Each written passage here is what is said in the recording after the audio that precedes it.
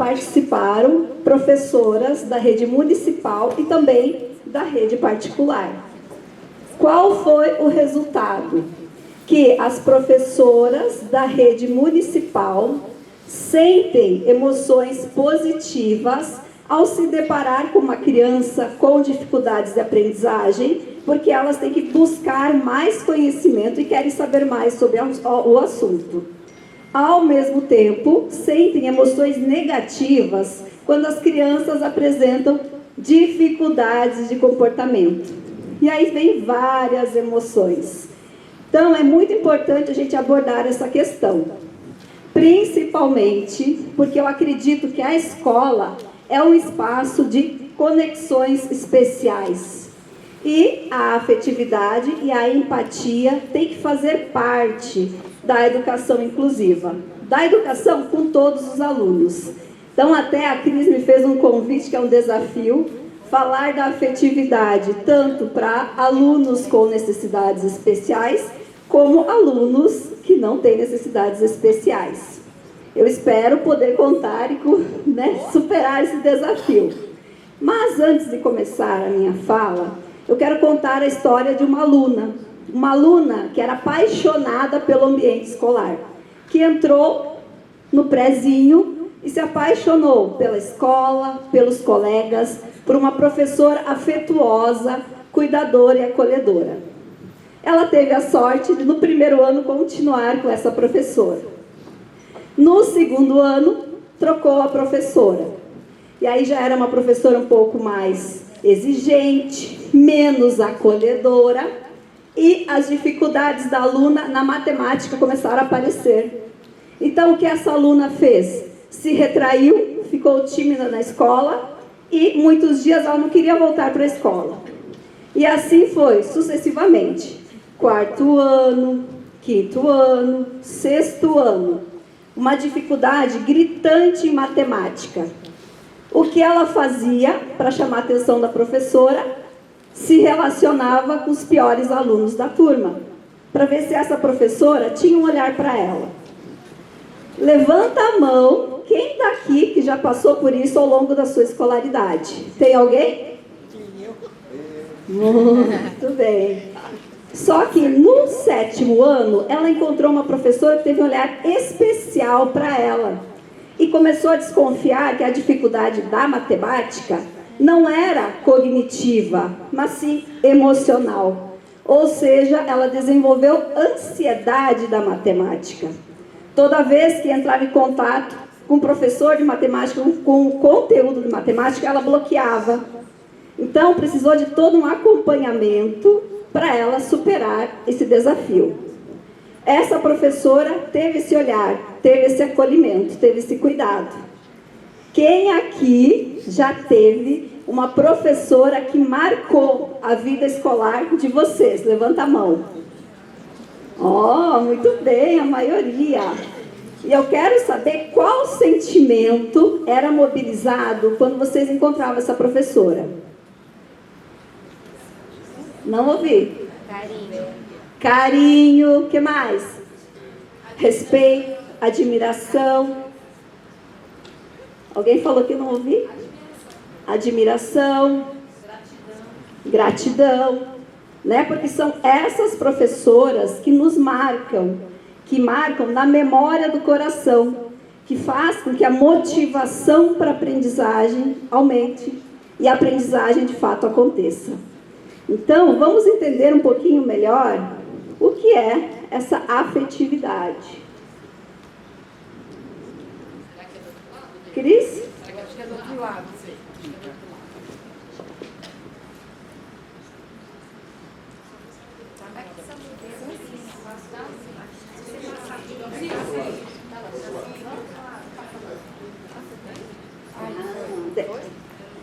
Então, o objetivo do nosso bate-papo de hoje é refletir sobre a importância da afetividade e da empatia na educação e oferecer estratégias práticas para implementação em sala de aula. Não, coloca aqui. Tá ok.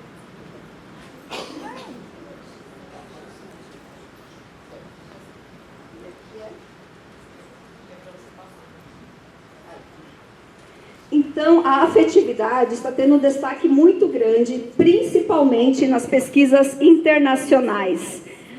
Olha a quantidade de autores no último século, a partir de 2004. O que eles enfatizam?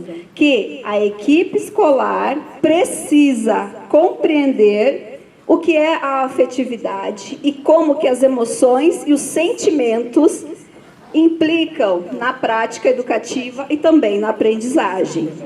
Todos nós aqui sabemos que quando tem um conteúdo que a gente gosta, a gente se motiva mais, não é mesmo? A gente tem vontade de saber mais.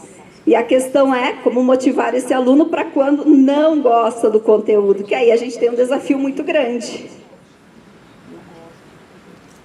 Então, o termo afetividade é um termo amplo e ambíguo, né? E que consiste numa energia que move para uma ação. Olha a importância disso para todas as nossas áreas da vida.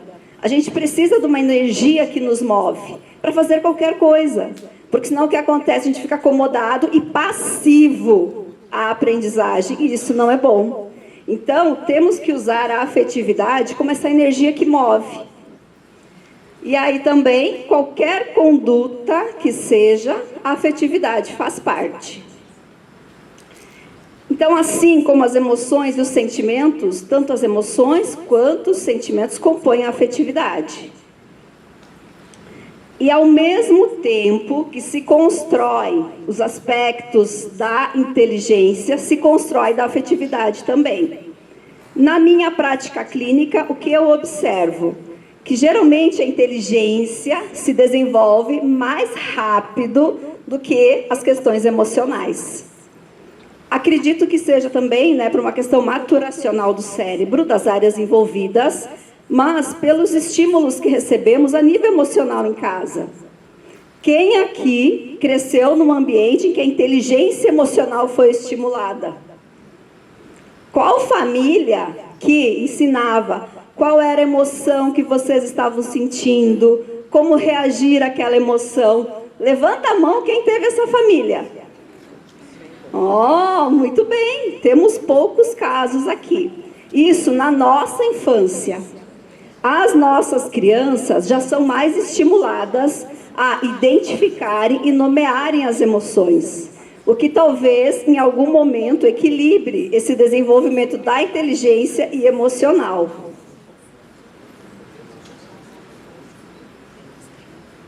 Então, os afetos vividos pelos alunos interferem na aprendizagem.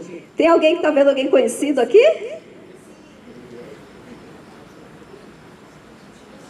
Todo mundo feliz, interagindo, fazendo atividades. Quem conhece essa turma, acredito que na maior parte do tempo seja assim, né?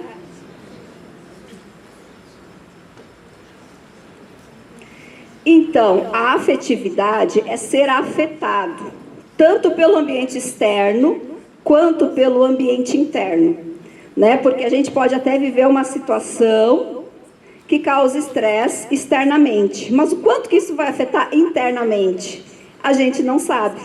Por isso que a gente tem que prestar atenção nas emoções que circulam nesse contexto escolar, para poder intervir e tornar o ambiente mais saudável, agradável, que favoreça a aprendizagem. Então, como que acontece essa aprendizagem? Impactada pela afetividade, por meio das sensações agradáveis ou desagradáveis. Ou seja, tem pessoas que têm que aprender pelo amor ou pela dor, né? Quando alguém não gosta de uma matéria e precisa passar, eles têm que se esforçar ao máximo para conseguir. E aí vem um sentimento negativo que talvez também seja motivador para conseguir nota, para passar. Mas para que isso aconteça, tem que ter alguém que motive esse aluno. E quem é essa pessoa? Professores, pais, irmãos, colegas que sirvam de exemplos. São pessoas que ajudam nessa motivação para a aprendizagem. E o sentimento é essa expressão representacional da afetividade. Quais são os sentimentos que circulam no contexto educativo? O que vocês mais observam em sala de aula? Sentimentos positivos ou sentimentos negativos? Levanta a mão quem observa mais sentimentos positivos. E sentimentos negativos? Não entendi. Alguém? Uma minoria levantou para sentimento positivo, mas para negativo ninguém levantou? Os dois, né? Muito bem. E por que é tão difícil identificar esses sentimentos negativos?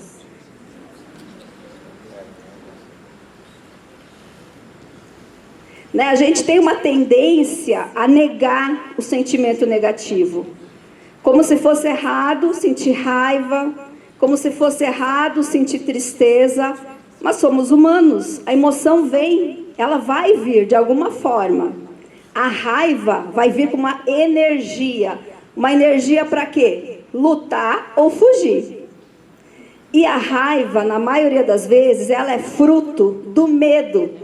Do medo de não ir bem na escola, do medo de não tirar nota boa. Então, o aluno sente medo de incompetência, logo o sentimento muda para raiva.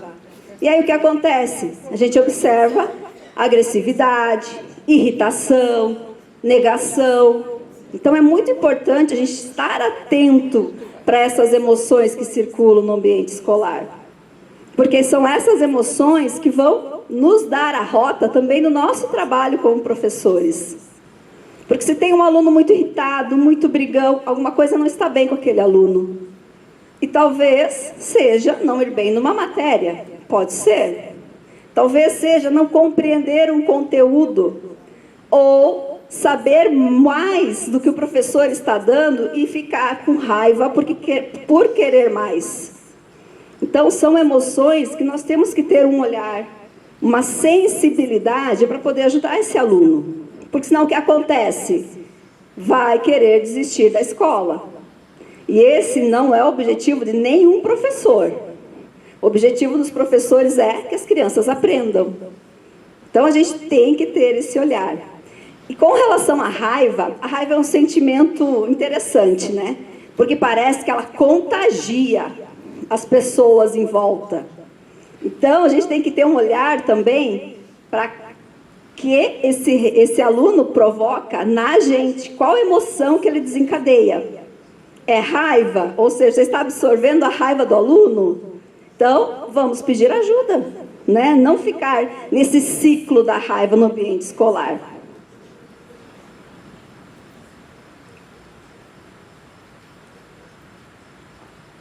Por que tomar cuidado com as emoções no ambiente escolar? Porque a afetividade é a potência para agir. A alegria aumenta a potência para agir. E pensar.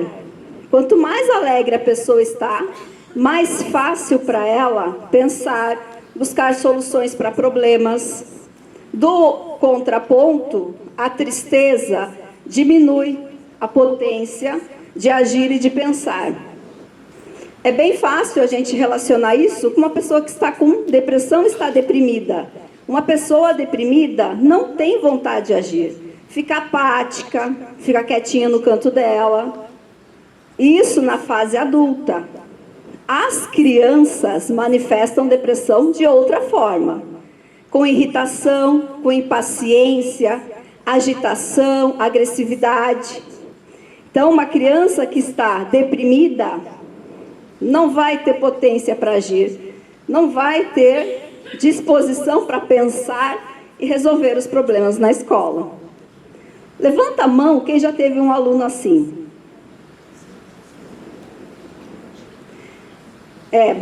São bastante pessoas, né? Se a gente for pensar. Principalmente no pós-pandemia, que os alunos voltaram totalmente desanimados. Vocês observaram isso? Então, a pandemia trouxe um impacto muito grande para a aprendizagem, né? E agora a gente está trabalhando para superar isso. Sem contar as lacunas que ficaram de aprendizagem, o desânimo desses alunos. E aí, o que a gente tem que fazer, então? Como utilizar a afetividade para melhorar esse quadro? O que fazer para trazer essa alegria para a sala de aula? Alguém tem uma sugestão? Alguém gosta? Muito bem, empatia com o aluno. O que mais? Escutar as crianças, os alunos. Respeitar as crianças, dar oportunidade. Escutar, dar oportunidades para que todos participem. É possível? É fácil? Não, né? Por isso que a gente está reunido aqui hoje, para buscar soluções e estratégias para facilitar esse processo. E que tipos de sentimentos estão sendo construídos pelos alunos? Aqui no município de Paulínia, quais são os sentimentos que estão sendo construídos pelos alunos nas escolas que vocês trabalham? Alegria. Levanta a mão. Quem vê a maior parte dos alunos alegres? Oh, uma parte boa, viu? Muito bem. Isso. Ansiedade. Cansaço. Ó, turma do fundo, ó. Então, eu quero apresentar para vocês uma pesquisa realizada com 312 alunos de ambos os sexos do quinto ano. Quinto ano, muitas pessoas falam que é o terrível quinto ano, né? Que é essa entrada numa pré-adolescência, essa mudança corporal que acontece, psicológica, física. Então, na cidade de Rio Claro, 59% dos alunos indicam vivenciar sentimentos positivos, enquanto 40% apontam sentimentos negativos. Ou seja, está ali, muito próximo, né? Quase que metade dos alunos. Os meninos apresentam, quando comparado às meninas, maior porcentagem de sentimentos negativos. Enquanto que as meninas, maior porcentagem de sentimentos positivos. O que explica isso? A nossa cultura. O que a nossa cultura exige das meninas? Que sejam comportadas, que sejam estudiosas. O que a nossa cultura exige dos meninos? Alguém sabe me dizer? Que seja forte, que saiba se impor, que conquiste seu espaço, que vá à luta, não é assim? E a gente vê isso aqui, ó, pesquisa de 2022. Então, é recente.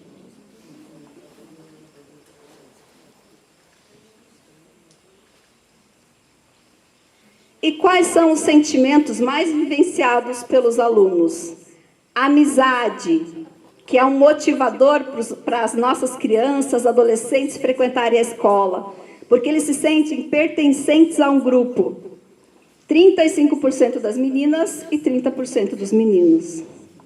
Felicidade, 20% das meninas e apenas 14% dos meninos. Gente, nossos meninos estão infelizes em sala de aula? Esse é um dado muito importante que a gente tem que pensar na hora de fazer as atividades. 44,7% das respostas dos estudantes indicaram sentimentos negativos. Dentre eles, as meninas, mais ansiedade e tristeza, e os meninos, mais raiva e menos-valia. Menos-valia é o sentimento de pertencimento, de valorização que a pessoa faz de si. Ou seja, é como se eles não tivessem valor no ambiente escolar. E aí, gente, o que a gente pode fazer para reverter esses dados? Porque isso não pode continuar assim, porque é muito sério. Se o aluno não se sente valorizado em sala de aula, como que ele vai dar o melhor de si? Não vai dar. Como que ele vai entregar a tarefa? Como que ele vai fazer a prova? Se achando incompetente? O desempenho vai ser péssimo. Assim como o da aluna que eu falei no início da nossa palestra.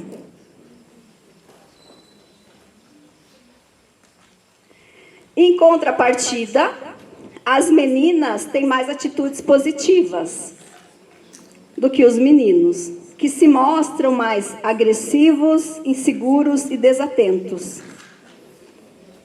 Os meninos estão mais sujeitos ao fracasso escolar. Estamos falando da população geral, dos alunos, nem é das crianças com necessidades especiais. Então, esse é um dado importantíssimo que vocês têm que pensar quando vocês voltarem amanhã para a sala de aula e observarem como que está essas emoções dos alunos de vocês.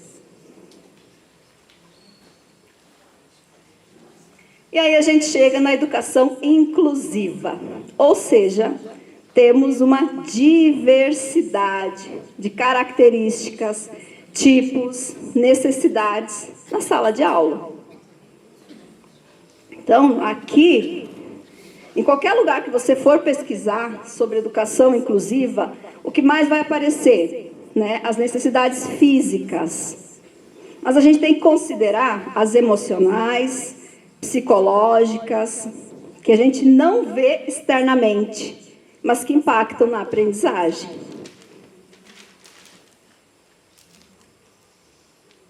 E as escolas de educação infantil precisam promover a aprendizagem de forma ampla e colaborativa.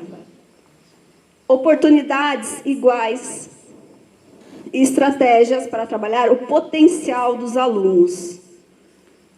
Como identificar o potencial dos alunos? Alguém aqui sabe me dizer como que faz isso?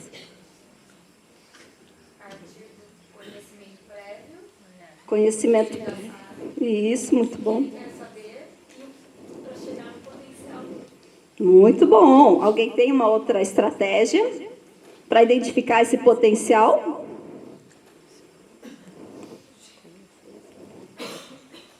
Algumas vezes esse potencial está encoberto.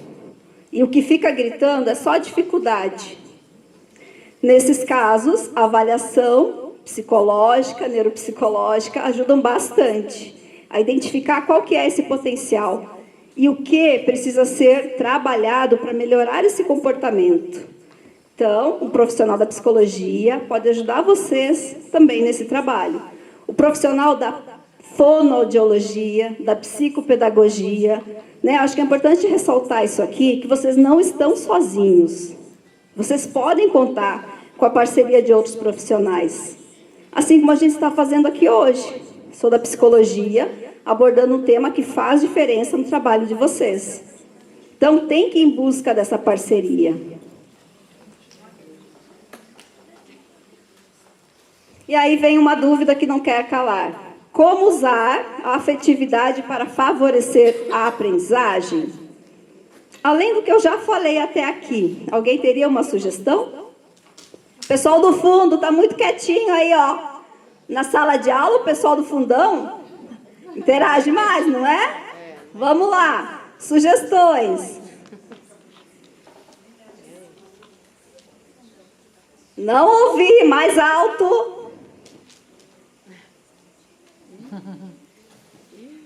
Tão tímidas, pessoal do fundão? E aí, gente, sugestão. Ó, pode falar. Não sei se vai exatamente de encontro com uma estratégia, mas eu percebo que, à medida que a afetividade é valorizada, né, isso se transforma em segurança. Quando o aluno se sente em um ambiente seguro, naturalmente ele vai se expressar e, inclusive, expor as suas dificuldades. E, com isso, nós encontramos uma forma de favorecer, né, essa afetividade. É como se fosse afetividade, segurança, essa segurança, né, faz com que ele exponha as suas dificuldades e, com isso, a aprendizagem acontece de forma mais natural. Até porque assim a gente vai ter mais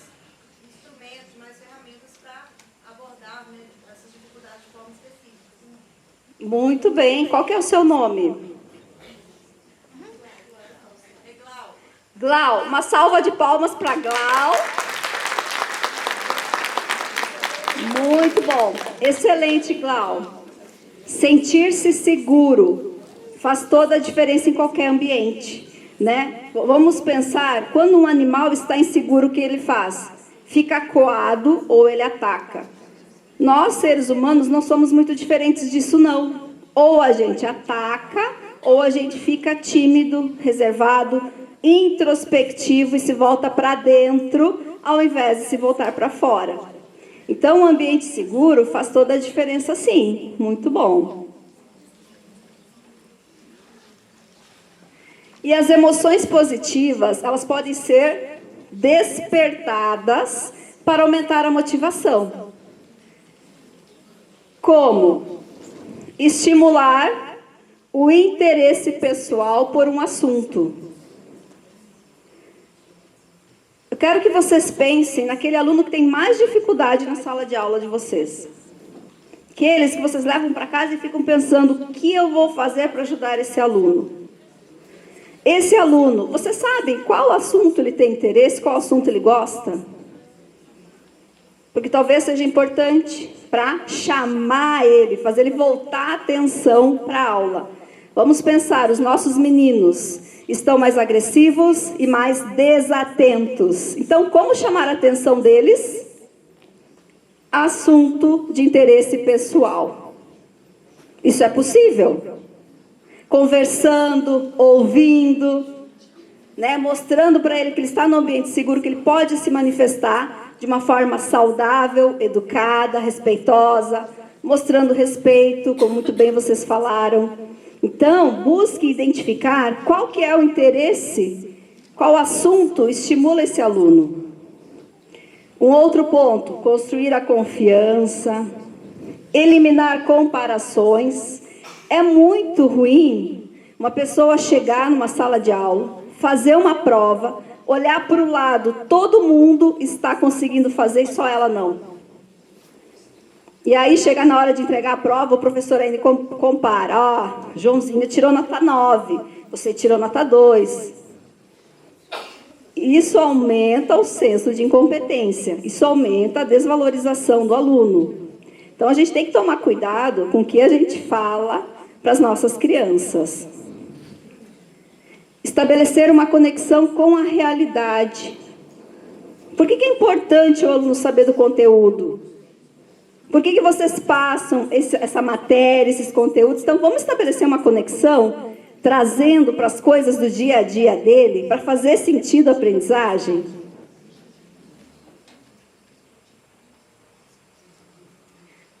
E agora a gente tem um ponto importante. Falamos de estimular a inteligência emocional da criança. Mas e um educador emocionalmente inteligente?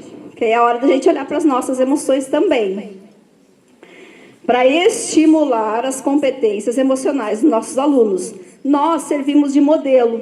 Os alunos estão constantemente nos olhando, todas as nossas reações, nos escaneando, observando e absorvendo como uma esponja.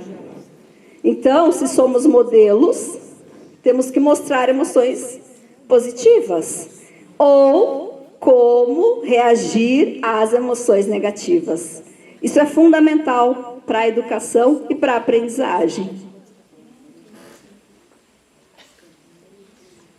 Porque a inteligência emocional, ela é determinante do sucesso acadêmico.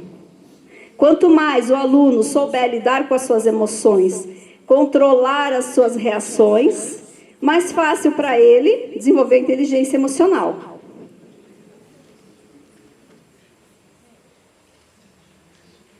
E aqui vem o nosso papel, ajudar as nossas crianças a desenvolver essa consciência emocional. Como que faz isso? Ajudando ela a perceber, identificar e nomear a emoção. Então, observa que a criança está irritada, triste, brava. Chama essa criança, faz ela perceber que ela está se sentindo assim. Porque muitas vezes a emoção vem tão forte que a criança não percebe que ela está alterada, que ela está brava, que tem algo que está perturbando ela. E aí é nosso papel, como adultos emocionalmente inteligentes, ajudar essas crianças. Então, é fundamental estar atento às emoções, ajudar a criança a identificar a emoção dela e as emoções dos outros, controlar corretamente as próprias emoções, ou seja, a criança está tendo uma crise de raiva. Vocês podem orientar ela, mostrar para ela, olha, eu entendo que você está com raiva, mas você não precisa bater, não precisa xingar. Você pode vir aqui, conversar, respirar fundo, ajudar ela a controlar essa emoção. Ter uma atitude positiva, a boa autoestima. Como a Glá falou, quanto mais a criança se sente segura, quanto mais noção a criança tiver do que ela é capaz, melhor é a autoestima, melhor é o desempenho, melhor é a competência da criança. Então, ao invés de apontar os aspectos negativos, tentar ter esse olhar para as potencialidades e usar isso em sala de aula. Despertar na criança o senso de responsabilidade e as habilidades socioemocionais que são para a vida.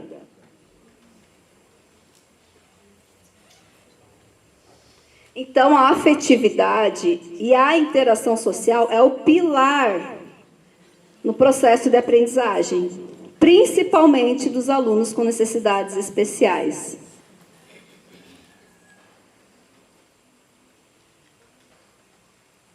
E aí nós chegamos os desafios da educação inclusiva no Brasil. Temos uma série de desafios, porque se a gente for analisar, a questão da inclusão é muito recente. E estamos todos aprendendo a como fazer, como colocar em prática. Então, esses momentos de troca, de reflexão, são fundamentais para que a gente possa superar esses desafios juntos. O tripé, família, profissionais da educação e profissionais da saúde, é fundamental para que esses desafios sejam superados. Sozinhos nessa luta fica muito difícil, porque se a gente for pensar numa criança com TEA, com autismo, vocês vão precisar entrar em contato com os profissionais da saúde que atendem essa criança, porque são eles que vão passar as orientações de como reagir durante uma crise, do que fazer quando essa criança ficar superestimulada com barulhos, com sensações. São os profissionais da saúde que vão ajudar vocês. Vocês conseguem contar com essa ajuda? Quem tem uma experiência positiva para compartilhar? Eu sou de creche, eu tenho 2 crianças laudadas de TEA. Uma faz acompanhamento, o outro não. A mãe está tentando na Escola Luz, mas ainda não teve, já passou por todas as avaliações e não teve retorno. Esse é grau 2, ele é não verbal. Então, as crises são mais frequentes, o desregulamento, ele se desregula mais fácil. E a outra não, a outra faz terapia e os profissionais que cuidam dela estão sempre em contato comigo e com a Isaura, que é a profissional de educação especial da escola, né, que atende a gente. Então, é mais fácil. Por quê? Porque ela passa o que ela sente, que a gente precisa trabalhar, a gente passa o que a gente acha que ela pode ajudar, então vai muito melhor. É muito mais tranquilo. Sim. Né, que nem no caso. Qual é o seu nome? Eunice. Eunice. A Eunice tem 2 casos aí claros para a gente entender. Quando tem uma equipe profissional que auxilia, que acompanha, fica muito mais fácil manejar os comportamentos, as reações emocionais, porque a Eunice pode entrar em contato e saber o que fazer na hora da crise. Quando não se tem esse apoio, fica totalmente mais difícil. Então, é importante vocês buscarem essa parceria, buscarem esse apoio para a gente superar esses desafios. Cris, você cuida o tempo para mim? Sim, fica tranquilo. Então, outro desafio, diversidade de necessidades, ou seja, são várias crianças, vários alunos com necessidades diferentes, e cada aluno exige uma abordagem de ensino diferente. Aí está um grande desafio, né, para os professores. E aí vem, então, essa estratégia que acabamos de falar, que é essa parceria. Busquem sempre essa parceria. Os profissionais da saúde também agradecem pela parceria, porque isso faz com que o paciente se desenvolva por completo, tanto com relação à saúde, com relação à educação. E temos um desafio grande para superar, não só na escola, como na nossa sociedade, que é a resistência ou preconceito. Alguns professores podem resistir à ideia da inclusão, por falta de conhecimento, preconceito ou preocupação de que a presença dos alunos com deficiência possa prejudicar o desempenho da turma. Como supera, como vence essa barreira? Com o conhecimento.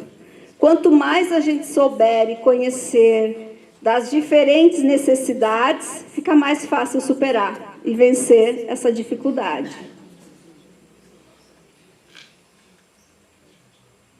E a gente tem um outro ponto, que é uma característica de alguns alunos. Eu observo isso na prática clínica, que alguns alunos com necessidades especiais acabam se fechando, acabam ficando muito tímidos e não mostram o seu potencial. Isso pode ser um grande desafio para o professor. Porque se a criança não mostra o potencial, como que o professor vai poder ajudar? Todo mundo tem um potencial, todo mundo tem uma capacidade, tem algo que faz bem. Então, é importante que esse aluno se sinta seguro para mostrar esse potencial e essa habilidade. Um outro aspecto fundamental da timidez é que algumas crianças mudam, né, essa questão da timidez e demonstram agressividade, por não serem compreendidas, por terem medo do julgamento dos outros. Então, o que fazer? Participar, ouvir, acolher, tentar entender o que está causando esse comportamento, para ter esse ambiente seguro, para ter esse ambiente que a criança possa se mostrar e ser valorizada. É tão bom a gente chegar num local que a gente é acolhido do jeito que a gente é, né? Seria excelente que a escola fosse assim também, para que as crianças pudessem mostrar o seu lado bom e não se esconder por trás da dificuldade. E aí, a gente tem um desafio muito grande. Uma situação que aconteceu há poucos dias.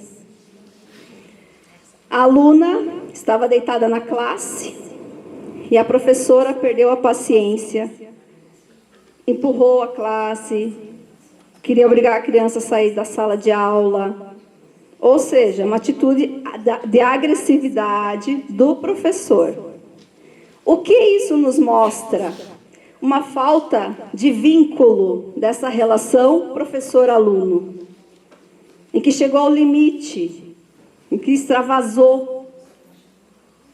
E aí a minha pergunta fica: aonde está o adulto emocionalmente inteligente, que consegue controlar suas emoções para não reagir com agressividade? Isso é um ponto importantíssimo. E essa desconexão entre professor e aluno, não tinha uma conexão, não tinha uma relação ali que fosse positiva, porque talvez numa relação positiva não teria chegado ao extremo. E aí a gente não sabe se tinha profissionais da saúde que podiam orientar. O que essa professora poderia fazer se a aluna está dormindo na classe? Vamos pensar que talvez essa aluna tivesse medicada e o sono vem forte. Não iria adiantar a professora querer acordar ela, se ela está sob o efeito de alguma medicação. O que pode acontecer? Então, esse vínculo é fundamental para que casos assim não se repitam.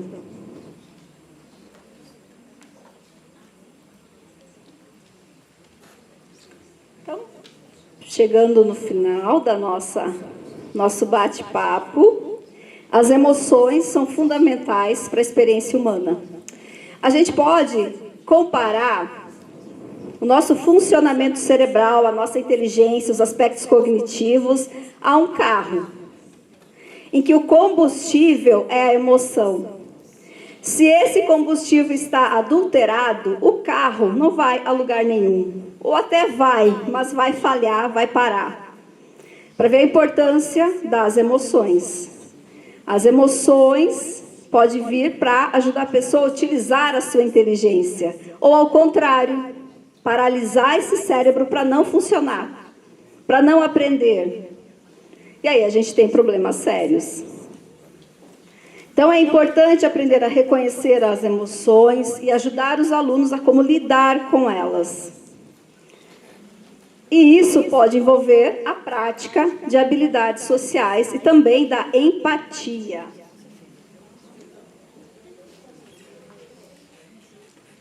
E a empatia é uma habilidade fundamental que todos os professores que desejam criar um local de aprendizado inclusivo e eficaz têm que ter com seus alunos. O que é a empatia? Abandonar preconceitos, abrir a mente. Se perceber na realidade do outro, até ser capaz de sentir o que o outro sente.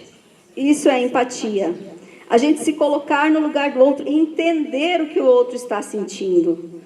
Não é tarefa fácil, mas é uma habilidade a ser desenvolvida. Como? Praticando diariamente.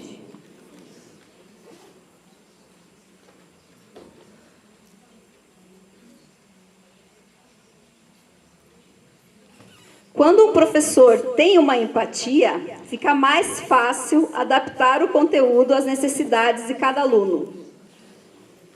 Caso contrário, aí fica mais difícil lidar com toda essa diversidade que tem em sala de aula. E aí é importante, como já foi falado, ouvir atentamente as preocupações do aluno, reconhecer suas conquistas, por menores que sejam. Se ele tirou uma nota 1 hoje, uma nota 2 amanhã, uhul, já está subindo, está melhorando o desempenho. Demonstrar compreensão quando enfrentam os desafios.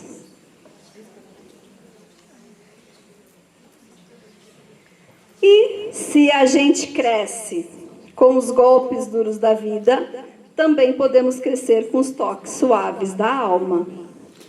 Acredito que quem tem um aluno com necessidades especiais, a vida já se torna difícil para esse aluno, que são muitas barreiras para romper, muitos desafios para superar.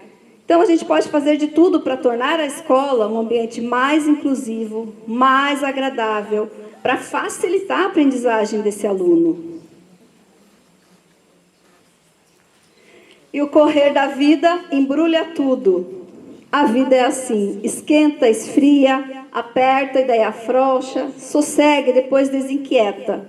O que ela quer da gente é coragem. Em sala de aula a gente tem que ter coragem para lutar contra muitas barreiras, ajudar as nossas crianças a mostrarem o seu potencial e a superarem as suas dificuldades. Porque nós, professores, podemos ser a pessoa que vai fazer a diferença e motivar esse aluno a conquistar o que ele deseja, desde que a gente tenha essa afetividade positiva e essa empatia. Dúvidas? Alguém gostaria de comentar, tirar alguma dúvida?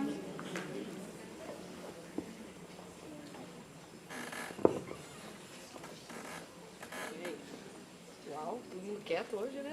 Todo mundo quietinho, refletindo. Eu acredito que esse silêncio é porque o assunto fez com que todos ficassem refletindo. Porque quando a gente fala de afetividade, é o que nos afeta.